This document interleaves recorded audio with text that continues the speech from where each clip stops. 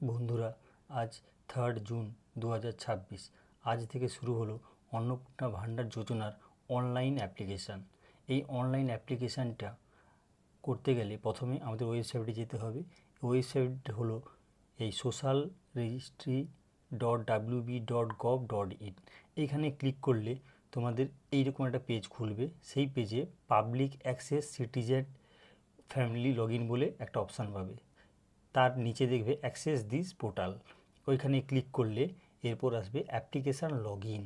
Application log ইনের মধ্যে ওখানে সিলেক্ট ইউর ডিস্ট্রিক্ট, ওইখানে ড্রপডাউনে আমরা সিলেক্ট করে নেবো যে ডিস্ট্রিক্টটা।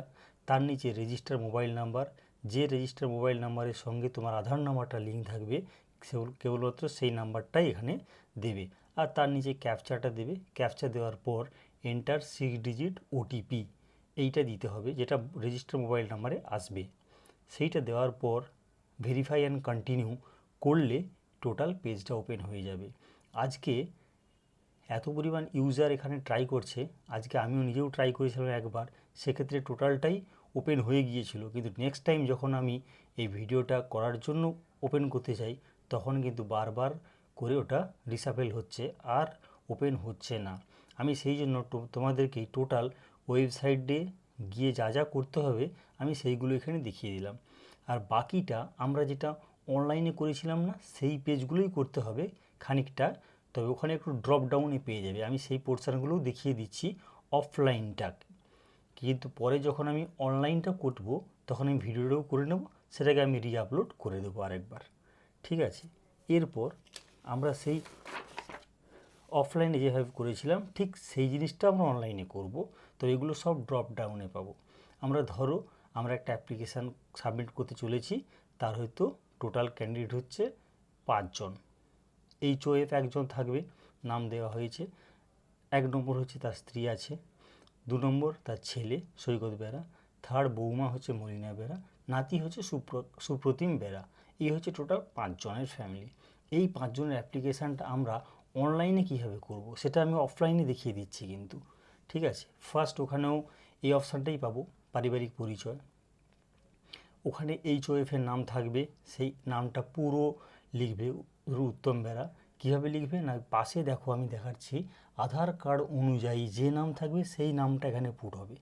নেক্সট থাকবে জন্ম তারিখ, ওই আধার কার্ডে যে ডেট অফ বার্থটা থাকবে সেই ডেট অফ বার্থটা এখানে সাবমিট করবে। এরপর HOF যেহেতু উত্তম বেরা যেহেতু পুরুষ, সেই জন্য পুরুষে আমি ক্লিক করেছি। তারপর HOF-এর আধার নাম্বারটা এখানে দিয়ে দেবে। এরপর ডিজিটাল রেশন কার্ডের পারিবারিক আইডি, যদি ওনার কোনো পারিবারিক আইডি থাকে সেই কার্ড নাম্বারটা এখানে সাবমিট করতে হবে।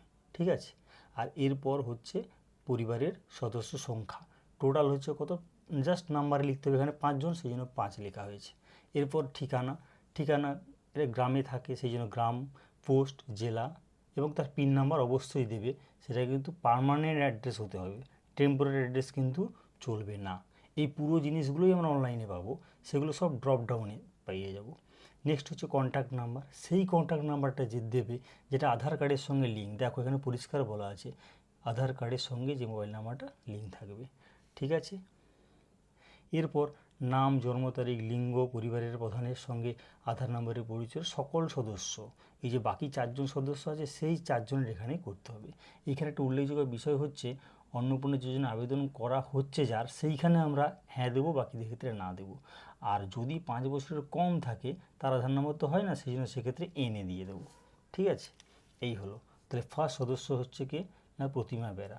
প্রতিমা বেরা কে, তার জন্ম তারিখটা এখানে আধার কার্ড থেকেই কিন্তু যে নাম্বারটা সেটা দেওয়া হবে। উনি মহিলা, সেই জন্য মহিলা। পরিবারের প্রধানের সঙ্গে সম্পর্ক কি, রিলেশানটা কি না স্ত্রী, এই জন্য এখানে স্ত্রী লেখা হলো। এবং ওনার যে আধার নাম্বার সেই আধার নাম্বারটা এখানে পুট করতে হবে।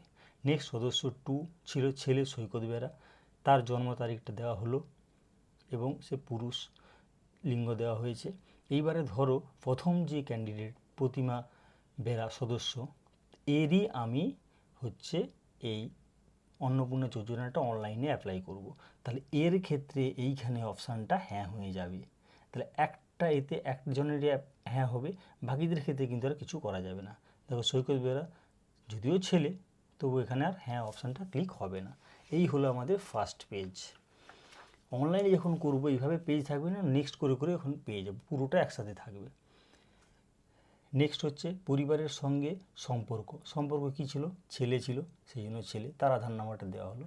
নেক্সট হচ্ছে সদস্য 3, কে ছিল না মলিনা মাইতি, তার জন্ম তারিখ যা আছে আধার কার্ড হিসাবে দেবে।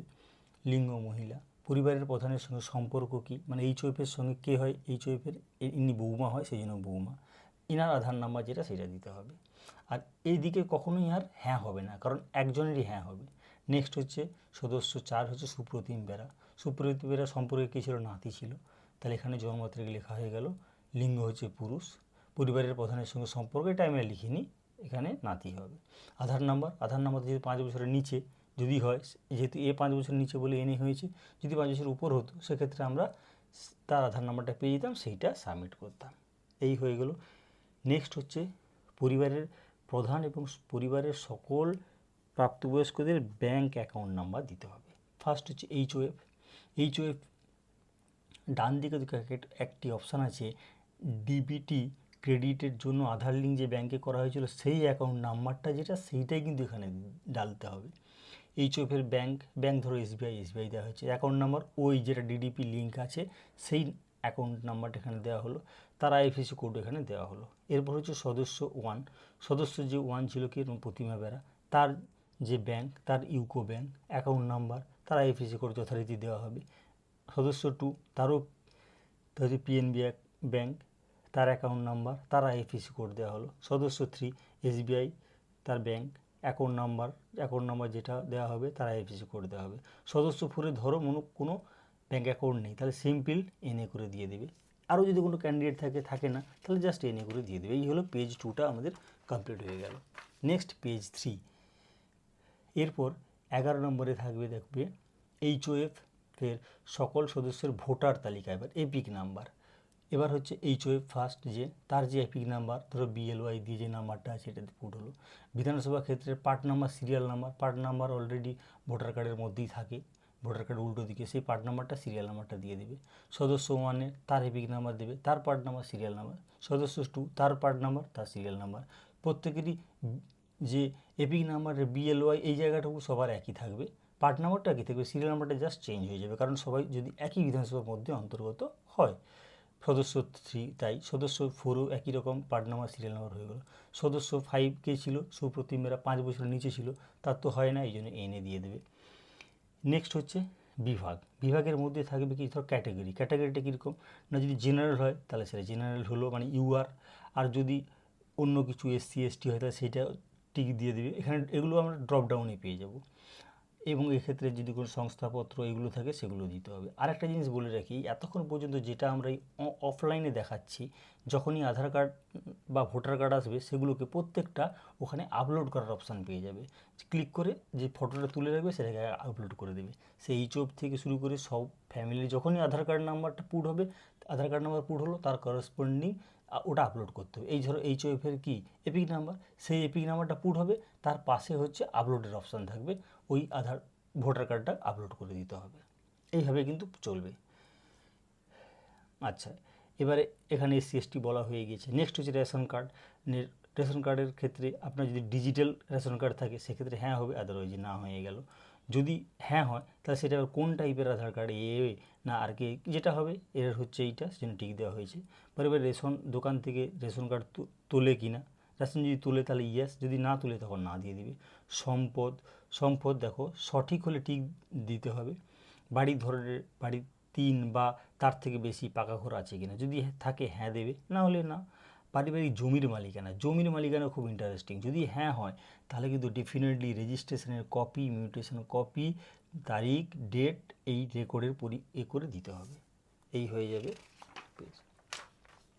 নেক্সট থাকবে যে টোটাল পরিমাণ কত জমির, যা একরে সে একরে থাকবে, এবং এক্ষেত্রে কিন্তু রেজিস্ট্রেশন নাম্বার, জমির নথি এটা কিন্তু আপলোড করতে হবে। তারপর যানবাহন, গাড়ির যদি কোনো থাকে বাড়িতে, সেটা থাকলে যদি থাকে হ্যাঁ হবে, না থাকলে না হবে। যদি থাকে সেই জিপ গাড়ির নাম্বার, ট্র্যাক্টরের অন্তর্ভুক্ত করতে হবে, মডেল নাম্বার, এবং এখানেও আপলোডের অপশান থাকবে। আর যদি গাড়ির সংখ্যা থাকে সে কতগুলো সংখ্যা লিখে দেবে, গাড়ির রেজিস্ট্রেশন নাম্বারটা এখানে ডাব্লিউবিতে যা হয় সেটা লিখে দিতে হবে। এরপর পারিবারিক সদস্যদের স্বাস্থ্য বিমা যদি থাকে হ্যাঁ, যদি না থাকে না। যদি থাকে সেক্ষেত্রে সরকারি না বেসরকারি সেই বিমাটা লিখতে হবে এবং তার কত বিমার প্রিমিয়ামটা কত, সাম এসিওর কত সেটা পুট করতে হবে এবং তার প্রিমিয়ামটা কত, প্রত্যেক বছর কত পে করতে হচ্ছে সেই অ্যামাউন্টটা ওখানে পুট করতে হবে অনলাইনেই। এরপর সদস্য ওয়ান কে ছিল না প্রতিমা বেরা। সেই প্রতিমা বেরাও যদি কোনো থাকে সদস্যদের স্বাস্থ্য বিমা থাকে তাহলে তার যদি থাকে সরকারি বেসরকারি তাহলে ইয়েস হবে, টিক দিয়ে দেবে। যদি না থাকে তাহলে কিছু বলার দরকার নেই। যদি থাকে সাম এসিওর কত, তার প্রিমিয়াম কত। সদস্য ওয়ানের বলা হয়ে গেল। সদস্য টু হয়তো তার আর কোনো স্বাস্থ্য বিমা নেই, তাহলে সেক্ষেত্রে সিম্পল এনে করে চললো। ঠিক আছে, এইভাবে এটা করতে হবে। নেক্সট হচ্ছে পেশাতে এক্ষেত্রে কোনো প্রফেশনাল ট্যাক্স দেয় কি না বা ইনকাম ট্যাক্স দেয় কি না। যদি পি ট্যাক্স বা আই ট্যাক্স দেয় সেক্ষেত্রে ইয়েস অপশান দেবে ড্রপডাউনে, নাহলে নো করিয়ে বেরিয়ে যাবে। এরপর প্যান নাম্বার খুব ইন্টারেস্টিং। যে সদস্য পেতে প্যান নাম্বার থাকবে, ধরো প্যান নাম্বার এখানে থাকছে তাহলে হ্যাঁ হবে, যদি প্যান থাকে তাহলে তার প্যান নাম্বারটা উল্লেখ করতে হবে আর এখানে আপলোডের অপশান পাবে, এটা আপলোড করে দেবে। এরপর ধরো HOF নাম, তার প্যান নাম্বার এবং এখানে আপলোডের অপশান পেয়ে যাবে। সদস্য 1 তার নাম, প্যান নাম্বার, তার আপলোডের অপশান পাবে, আপলোড করে দেবে। সদস্য 2, 3 এদের ধরো প্যান নাম্বার নেই, তাহলে সিম্পল এনে করে বেরিয়ে যাবে। হয়ে গেল। নেক্সট হচ্ছে কর্মসংস্থানের ধরন। ধরো HOF কী কাজ করে, এবার হচ্ছে ইনকাম রিলেটেড কী কাজ করে সেটা এবার সাবমিট করতে হবে। ধরো এখানে পরিযায়ী শ্রমিক, তাহলে পরিযায়ী শ্রমিকের টিক দিলে, সরকারি ক্ষেত্রে টিক দেবে। সবচেয়ে উপযুক্ত ঘরে টিক চিহ্ন দিতে হবে। যদি প্রয়োজনীয় নথি থাকে তাহলে এইখানে আপলোড করতে হবে। আপলোডের অপশান অটোমেটিক রাইট সাইডে পেয়ে যাবে তোমরা। ব্যাস। নেক্সট সদস্য 1-এর ইনকাম যা করে সেটা টিক দিতে হবে। ধরো এখানে সংগঠিত ক্ষেত্রে বিজনেস করি, ওটা টিক দেওয়া হলো। এরপর সদস্য 2 হয়তো কিছুই করে না, তাহলে বেকার। সদস্য 3ও কিছুই করে না, সে হয়তো বেকারে থাকলো। এইভাবে সদস্য 4 বেকার, 5 বেকার, যেটা হবে সেই অপশানে জাস্ট টিক দেবে। এরপর 5 হচ্ছে যে পরিবারের শিক্ষিত, এডুকেশন পারপাস। এবার টোটাল এডুকেটেড কতজন, এখানে নাম্বার অফ 4, হয়তো নন এডুকেটেড একজন, তাহলে এখানে 1। HOF কোন কোয়ালিফিকেশান হাইয়েস্ট সেটা লিখতে হবে। শিক্ষিত হলে শিক্ষিত টিক দেওয়া হয়েছে, ধরো মাধ্যমিক। এখানে দেখো সকল পরিবারের শিক্ষিত প্রাপ্তবয়স্ক সদস্যের সর্বোচ্চ শিক্ষাগত যোগ্যতা এখানে জাস্ট লিখতে হবে। সদস্য 1 শিক্ষিত, অষ্টম শ্রেণী। সদস্য 2 সপ্তম শ্রেণী। সদস্য 3 হয়তো উচ্চ মাধ্যমিক। নেক্সট সদস্য 4 শিক্ষিত, ষষ্ঠ শ্রেণী। সদস্য 5 হয়তো অশিক্ষিত, সেটা অশিক্ষিত থাকলো। এবার হচ্ছে 5 কোনো সদস্য যদি কোনো মন্ত্রী, সাংসদ, পৌর কাউন্সিলর এইসব যদি হয়ে থাকে তাহলে হ্যাঁ দেবে, না হলে না। আর যদি হ্যাঁ হয় তাহলে প্রয়োজনীয় নথি থাকলে সেটা এখানে আপলোডের অপশান থাকবে। নেক্সট হচ্ছে কোনো সদস্য কোনো পেনশনভোগী কিনা। যদি পেনশনভোগী হয় তাহলে সেক্ষেত্রে হ্যাঁ হবে, যদি না হয় তাহলে না। যদি পেনশনভোগী হয় তার পেনশন নাম্বার থাকে, সেই নাম্বারটা পুট করতে হবে। যদি হ্যাঁ হয় তাহলে পেনশন স্লিপ সেটাকে এখানে আপলোড করে দিতে হবে। আর কোনো সদস্য যদি জিএসটি দেয় সেক্ষেত্রে হ্যাঁ, না হলে না। যদি জিএসটি দেয় তাহলে সেক্ষেত্রে জিএসটি নাম্বারটা এখানে জাস্ট এন্ট্রি করে দিতে হবে। মোট আয়, টোটাল ইনকামটা কত সেটা এখানে সাবমিট করতে হবে। এবারে আর যদি এই ক্ষেত্রে সিএ এর কেউ আবেদন থাকে, যদি থাকে সেক্ষেত্রে তাহলে হ্যাঁ দেবে। যদি না হয় তাহলে সেখানে নট অ্যাপ্লিকেবল, প্রযোজ্য নয় দিয়ে দেবে। যদি হ্যাঁ হয় তার আবেদনের নাম্বারটা দিতে হবে এবং তার ইস্যু যদি সার্টিফিকেট নাম্বার হয় সেটাও এখানে সাবমিট করে দিতে হবে।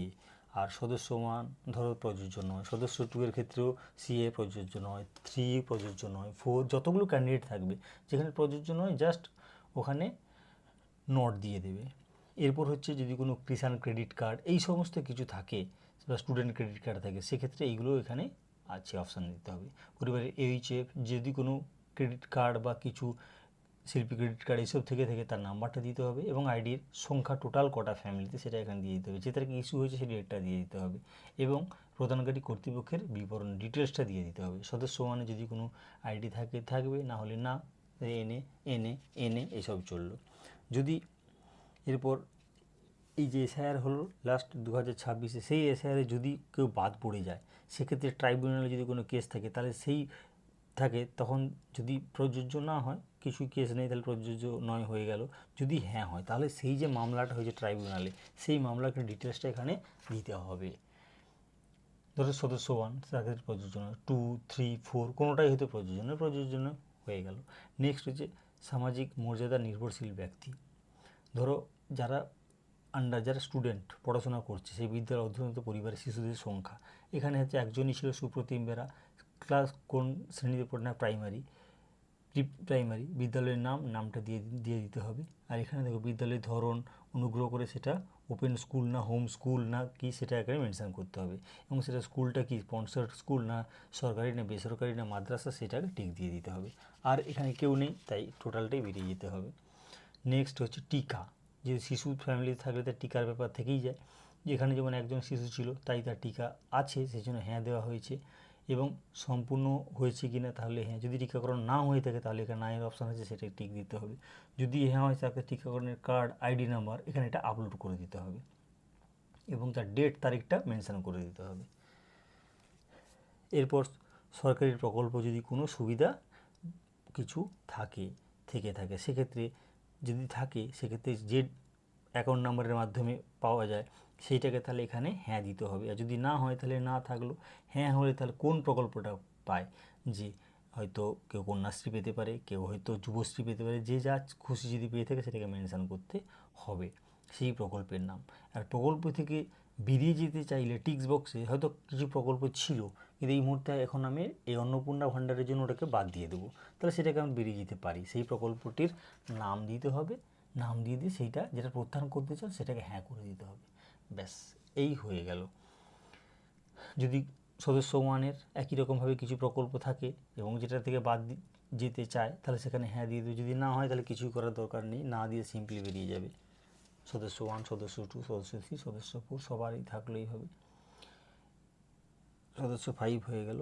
এরপর হচ্ছে এই যে টোটাল যা যা হলো এইটা হচ্ছে যে এগ্রি করছি সেই জন্য এখানে টিক অপশান পাবে, অনলাইনের ক্ষেত্রে জাস্ট টিক দিয়ে দেবে, টিক দেওয়ার পর এইবারে ভেরিফাইয়ের জন্য নিজেকে সাইন করে দিতে হবে, ওখানে একদম এখানে সাইন, আর ওখানে ক্ষেত্রে আপলোড সাইনের অপশান থাকবে, সেই সাইনটাকে আপলোড করে দিতে হবে।